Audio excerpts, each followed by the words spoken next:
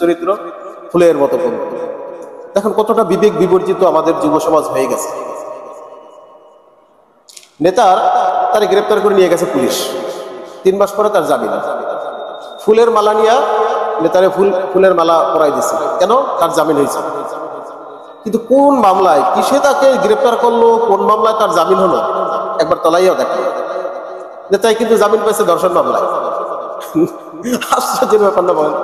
নেতা যে মামলায় জামিন পাইছে সেটা হলো তার খুনের মামলা, হত্যা মামলা অথবা চাঁদাবাজির মামলা। স্লোগান দিতে আছে নেতার চরিত্র ফুলের মতো পবিত্র। যে নেতার চরিত্র এরকম, তার কর্মীর অবস্থা কি? কিয়ামতের দিবসে